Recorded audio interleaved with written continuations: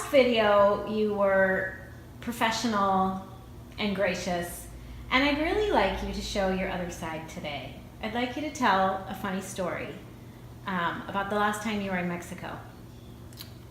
Okay, it's a funny story. I've only told a handful of people this story, but I will share it.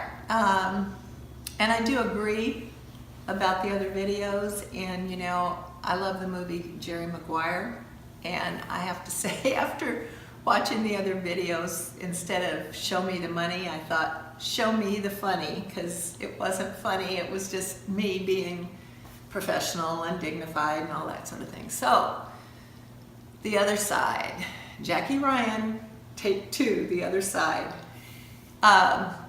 We have a little house down in Mexico, a little casita on the Baja in Todos Santos. And I went down there to do some work on it. And it was like September, maybe October, which are really hot months. And it was seriously like 100 degrees. So since our place is a little bit isolated, I took to doing the painting with very little clothing on, like almost naked. And this particular day, we had gotten word that there was a hurricane coming. And so I had everything ready. I talked to people in town, and they said, well, what you want to make sure of is that you have water, because if the water goes out, you want to be able to flush toilets and so forth. So I had borrowed a bunch of 5-gallon buckets from a friend, and I had them filled with water out on the patio outside. And we have these big mango trees that surround the house, and they were loaded with beautiful mangoes, and I had just been rubbing my hands waiting for these mangoes to be ripe.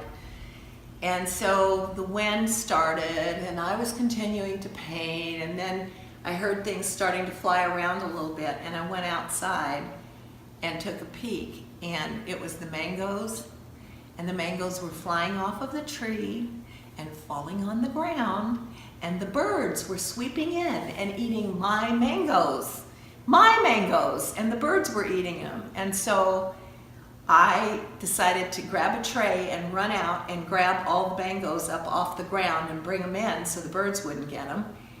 And I went out there. There's nobody around, so I'm not clothed. And I heard the door slam. And I went quickly to the front porch to discover that I had locked myself out of the house. I have no clothes on. And so I'm panicked. There is no neighbor nearby, and if there was, I wasn't going to go knock on their door in the buff. So I looked for a rug or anything I could wrap up in. There was nothing, because I had taken all the rugs inside because there was a storm coming. And so I walked around the house, and I realized that I'd left a window open in the bedroom. And so I dumped the water out of one of the buckets, and I put it upside down outside of the window.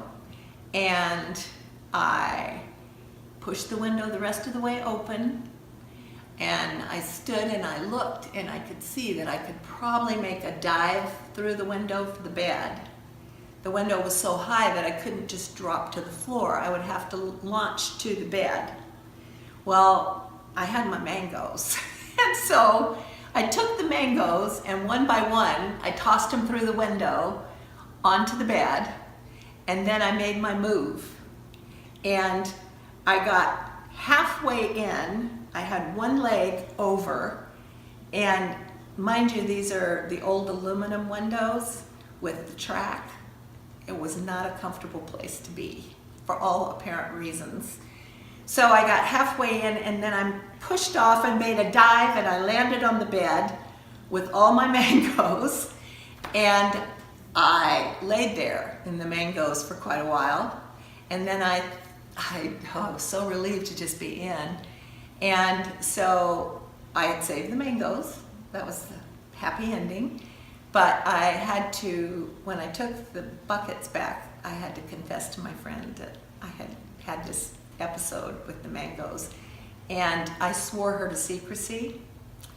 And she told everybody about this little event. And so everywhere I went in town, small town, 3,500 people, everybody knew about the mangoes and about me hanging, dangling with my bare buttocks in the air. And so I got the name the Mango Lady. And so I have to live with that now in this little town.